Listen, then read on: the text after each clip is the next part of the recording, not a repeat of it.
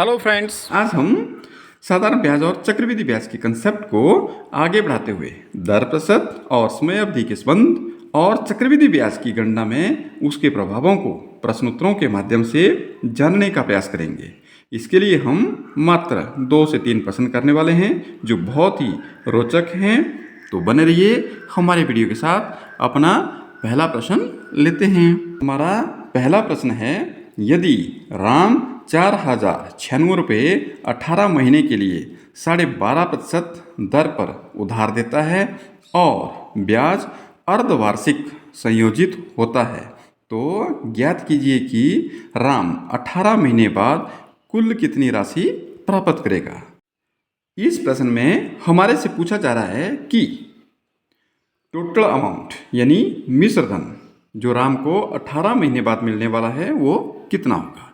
यानी total amount की बात कर रहा है, चक्रवृद्धि ब्याज के साथ मूलधन की भी बात कर रहा है। तो हमने चक्रवृद्धि ब्याज का यहाँ पर सूत्र अप्लाई करना है। तो चक्रवृद्धि ब्याज का सूत्र अप्लाई करने से पहले हम लिखेंगे यहाँ पे मूलधन, दर प्रतिशत और समय। मूलधन हमारे पास है 4,096 रुपये, दर है 12.5 12.5%, समय है 18 महीने। जो समझने वाली बात है इस प्रश्न में वो यहाँ पर है। यहाँ पर 18 महीने की बात कर रहा है, तो हम जानते हैं कि एक साल में 12 महीने होते हैं। और यहाँ पर ब्याज की जो बात करी गई है वो करी गई है अर्धवार्षिक ज्ञात करने की। अर्धवार्षिक ज्ञात करने का मतलब है कि 6 महीने के बाद ब्याज कैलकुलेट की जाएगी, ज्ञात की जाएगी। तो इस प्रकार 6 महीने के हिसाब से 6 × 18, तो यहाँ पर बनता है 3 छमाही, यानी 18 महीने तक ब्याज 3 बार ज्ञात की जाएगी। इसके 3 हाफ ईयरली बन गई। और इस प्रकार जब ब्याज जो है अर्धवार्षिक ज्ञात की जाएगी, तो यहाँ पर तो वार्षिक रूप में दी गई है तो अभी अर्धवार्षिक होगी। तो पहले तो इसे सॉल्व करते हैं हम। तो इसका बनेगा 12 × 24 और 1 25, 25/2%। लेकिन ये अर्धवार्षिक होगी, ये तो अभी तो वार्षिक है। तो अर्धवार्षिक के लिए हमें पता है कि एक साल में अर्धवार्षिक के रूप में 2 बार ब्याज संयोजित की जाती है, यानी 2 हाफ ईयरली, 2 छमाही बनती है। तो उसे भी हम 2 से ही भाग करेंगे। यहाँ पर गलती से कई बार क्या करते हैं 3 से भाग कर देते हैं।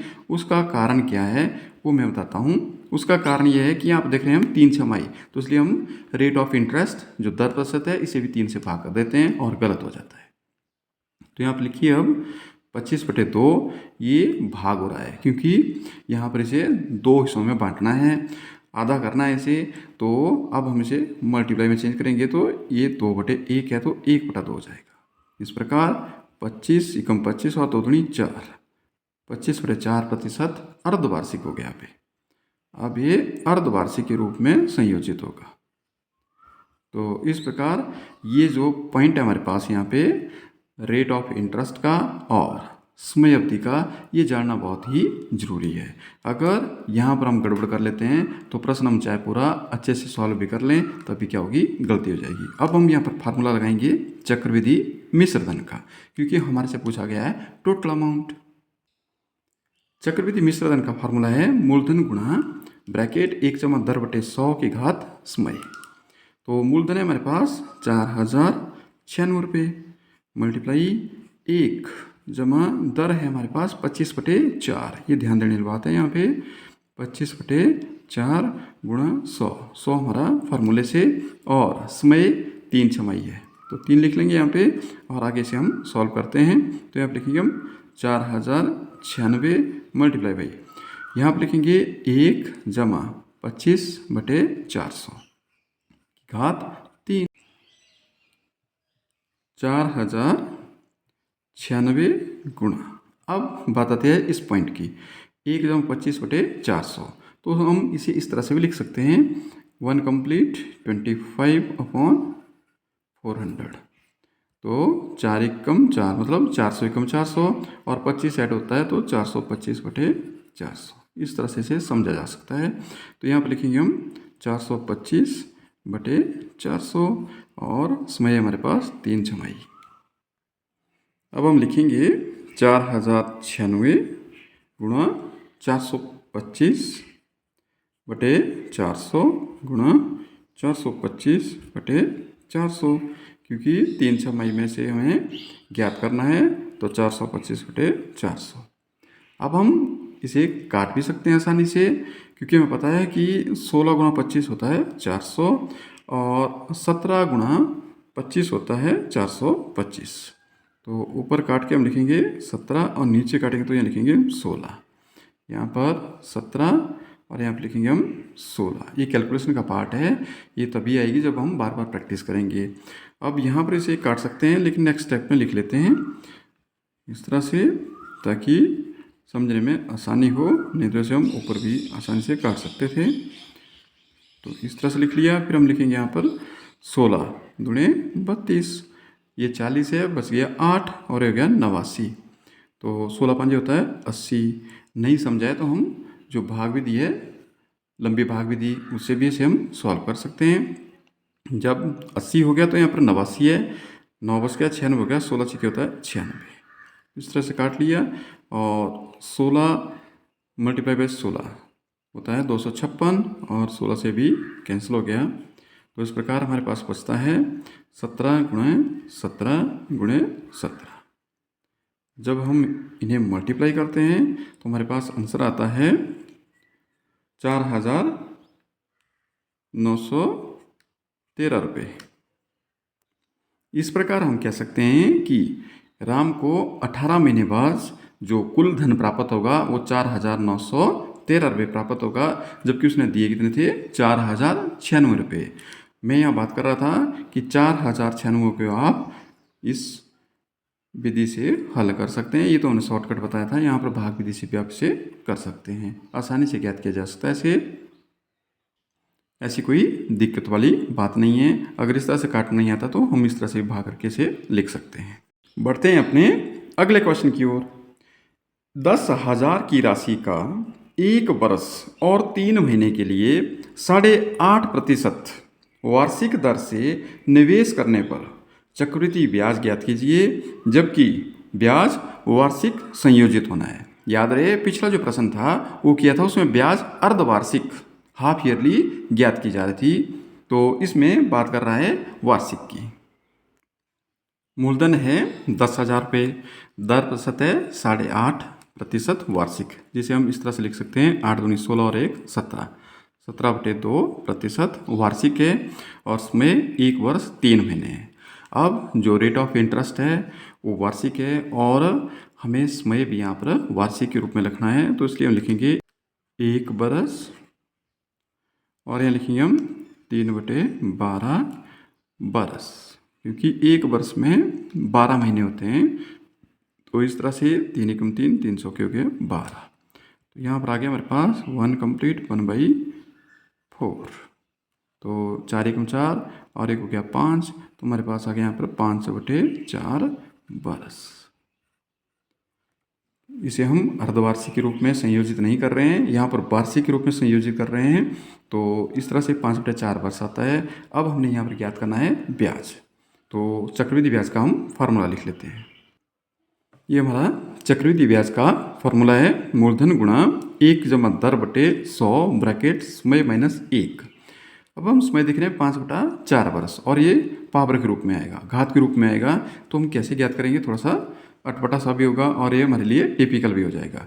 तो उसके लिए आसान विधि ये है कि हम इसे साधारण ब्याज की विधि से भी ज्ञात कर सकते हैं। 1 वर्ष के लिए अगर हम ब्याज को चक्रवृद्धि ब्याज के फॉर्मूले से ज्ञात करें या साधारण ब्याज के फॉर्मूले से ज्ञात करें, वो जो ब्याज है वो बराबर आती है। इसलिए हम यहाँ पर चक्रवृद्धि ब्याज का फॉर्मूला ना लगा करके साधारण ब्याज का फॉर्मूला लगाएंगे और जो अमाउंट हमारे पास आएगा, मतलब मूलधन जमा ब्याज आएगी, उसके ऊपर हम आधे वर्ष का फिर से साधारण ब्याज ज्ञात करेंगे और हमारा प्रश्न सॉल्व हो जाएगा बहुत ही आसानी से। देखते हैं कैसे। पहला जो भाग है वो साधारण ब्याज के सूत्र से करेंगे, तो उसमें मूलधन तो वही 10,000 रुपये रहेगा, दर भी 17/2 प्रतिशत वार्षिक रहेगी। समय अब हम 1 वर्ष ले रहे हैं, पहले 1 वर्ष के लिए ज्ञात करेंगे। तो साधारण ब्याज का हमने फार्मूला लिख लिया है, उसके अनुसार मूलधन हमारे पास है 10,000 और दर है हमारे पास 17/2 गुणा 100 हमारे पास फार्मूले से, समय आ गया 1 वर्ष। तो इस प्रकार ये जो जीरो हैं इनको काट लीजिए, बराबर है हमारे पास बचता है यहाँ पे 100 मल्टीप्लाई बाई 17/2, 17/2, 50 तो नहीं होता है 100।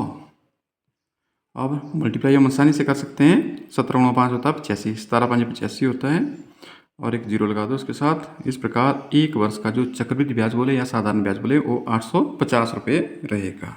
अब हम इसका दूसरा भाग करने वाले हैं, इसे भी हम साधारण ब्याज के सूत्र से ही करेंगे। लेकिन यहाँ पर मूलधन है 10,000 जमा 850। 850 क्या है?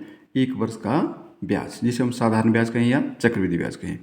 दूसरी समय अवधि के लिए चक्रवृद्धि ब्याज में जो पहले वर्ष का ब्याज होता है मूलधन में जुड़ जाता है, ये ध्यान देने वाली बात है। तो इस प्रकार जो दूसरे वर्ष के लिए मूलधन होगा वो होगा 10,850 रुपये, ना कि 10,000 रुपये। ये गलती हमने नहीं करनी है। बाकी जो दर प्रतिशत है वो लिख रहे हैं हम यहाँ पर 17/2% वार्षिक। इसे हम वार्षिक भी रहने दे सकते हैं एक शर्त के ऊपर। जैसे हमारे पास समय है, यहाँ पे बचे हैं हमारे पास 3 महीने, 3 महीने जिसे हमने बतला था 3/12, तो यहाँ पर आ गया था वर्ष, क्योंकि एक वर्ष में 12 महीने होते हैं। तो यहाँ पर आया था 3 × 3 और 3 × 12, तो 1/4 वर्ष। अगर ये वार्षिक है और ये भी वार्षिक है तब ठीक है। अगर हम इसे क्वार्टरली में बदलेंगे तो एक वर्ष में 4 क्वार्टर होते हैं, तो एक ही क्वार्टर की बात कर रहे हैं हम। उस वक्त अगर हम एक तिमाही बनाते हैं तो इसे भी हमें 4 से भाग करना पड़ेगा, लेकिन इसे वर्ष के रूप में रखा है और इसे भी हम वर्ष के रूप में रखा है, तब हम इस प्रश्न को आसानी से सॉल्व कर सकते हैं। साधारण ब्याज का सूत्र लगा लेंगे। साधारण ब्याज का सूत्र लगाया तो मूलधन गुणा दर बटे 100 गुणा समय। 10,850 मूलधन है हमारे पास, 17/2 गुणा 100 फार्मूले से गुणा 1/4, क्योंकि हमने वार्षिक ही रखा से तो इसलिए 17/2 वार्षिक ही रह गया। यहाँ पे दर प्रतिशत भी समय भी हमने वर्ष में रखा, तो कोई भी परिवर्तन नहीं हुआ। अगर हम तिमाही करते तो यहाँ पर 17/8 लिखना पड़ना था, ये अंतर आना था यहाँ पे। नेक्स्ट करते हैं तो क्या आएगा हमारे पास, यहाँ पर हम आसानी से इसे काट सकते हैं, जैसे 0 से 0 काट दिया है। इसके अलावा हम इसे मल्टीप्लाई करके लिखते हैं। अब जब हम 1085 को 17 से गुणा करते हैं तो हमारे पास आता है यहाँ पे 18,445, और इस नीचे लिख लेंगे हम 80। एक जीरो है तो एक अंक छोड़ के हम दशमलव भी लगा सकते हैं, तो इस प्रकार हमारे पास आएगा 1844.5 और नीचे आ गया 8। एक जीरो का डेसिमल लगा लिया हमने ऊपर, और इसे हम भाग भी कर सकते हैं इस तरह से। यहाँ पे हमारे पास भाग करके आता क्या है, 8 दूनी 16, 2 8 24, और बहुत ही सिंपल है। लेकिन यहाँ पर थोड़ा सा ध्यान देने की बात है, 4 आ गया तो 800, और डेसिमल क्रॉस कर दिया, डेसिमल लगा लो, 5 आ गया, 8 5 40, और इस प्रकार 5 यहाँ पर जीरो लगा सकते हैं हम दशमलव के बाद, और लेकिन नियम के तहत एक ही जीरो नीचे आएगी। तो 8 6 48, फिर 2 बच रहा है, ये ख़त्म तो होगा नहीं, तो हमारे पास लगभग यहाँ पर आंसर आता है 230 रुपये 56 पैसे। इतना उसे आधे वर्ष का ब्याज लग रहा है। लेकिन टोटल अमाउंट अब कितना हो गया इसे हम ज्ञात कर लेते हैं।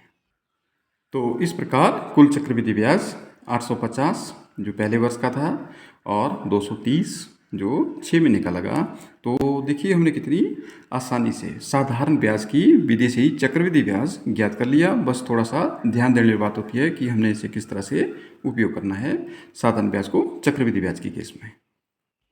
बढ़ते हैं अपने अगले प्रश्न की ओर। अगला प्रश्न है हमारा, 10,000 रुपये पर 4% वार्षिक दर से 9 महीने का चक्रवृद्धि ब्याज ज्ञात करना है। प्रश्न बहुत ही इंटरेस्टिंग है और गलती के चांस भी इसी तरह के प्रश्नों में रहते हैं यदि हम इसे ध्यान से नहीं करेंगे। देखते हैं कैसे। प्रिंसिपल अमाउंट मूलधन है 10,000 रुपये, रेट दर प्रतिशत है 4%, वार्षिक समय टाइम जो है 9 मंथ 9 महीने है। तो इस प्रकार के प्रश्न को हल करने के लिए हमें क्या करना पड़ेगा, या तो इसे ईयरली में कन्वर्ट करना पड़ेगा या इसे त्रैमासिक के आधार पर कन्वर्ट करना पड़ेगा, क्योंकि हमें पता है कि एक वर्ष में 12 महीने होते हैं और त्रैमासिक के आधार पर 4 क्वार्टर बनते हैं। तो ये है 9 महीने, तो इसके कितने क्वार्टर बनेंगे, 3 क्वार्टर बनेंगे। तो ये बदल गया है हमारे पास 3 क्वार्टर में, 3 क्वार्टर में कन्वर्ट हो गया, यानी 3 तिमाही बन गए इनके। अब हम प्रश्न को क्वार्टरली कैलकुलेट कर रहे हैं।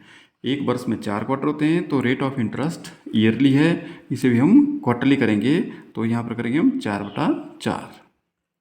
इस प्रकार एक क्वार्टर के लिए रेट ऑफ इंटरेस्ट आया 1%। यहाँ पर गलती होने के चांसेस इस प्रकार से हैं कि जब हम इसे जो 9 मंथ है इसे क्वार्टर में चेंज करें तो यहाँ पर आ रहा है हमारे पास 3 क्वार्टर, और रेट ऑफ इंटरेस्ट है वो है 4% ईयरली। अगर हम इसे भी 3 से डिवाइड कर देते हैं तो हमारा प्रश्न गलत हो जाएगा, क्योंकि हमें पता है कि एक वर्ष में 4 क्वार्टर होते हैं। जब हमने पूरा प्रश्न सेट कर लिया कि हम इसे तिमाही के आधार पर, क्वार्टर के आधार पर कैलकुलेट करेंगे, तो उसके बाद हम कंपाउंड इंटरेस्ट का फॉर्मूला लगाते हैं और इसे सॉल्व करते हैं। 10,000 और हमारे पास 1 प्लस रेट 1/100 टाइम 3 - 1।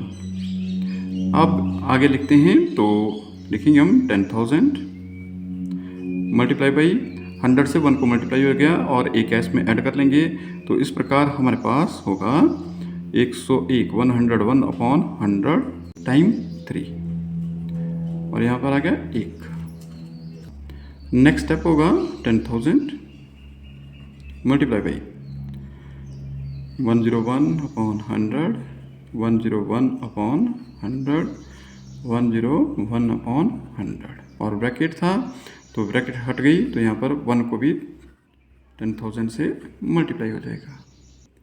अब हम इसे आसानी से काट सकते हैं, 1 2 1 2 1 2 1 2। अब मल्टीप्लाई करेंगे 101 101 101/100 माइनस 10,000। जब हम इसे मल्टीप्लाई करेंगे 101 को 3 टाइम मल्टीप्लाई करेंगे, तो हमारे पास कुछ इस तरह से आएगा (100 माइनस 10,000। इसे मल्टीप्लाई करके हम चेक कर सकते हैं, लिख सकते हैं आसानी से।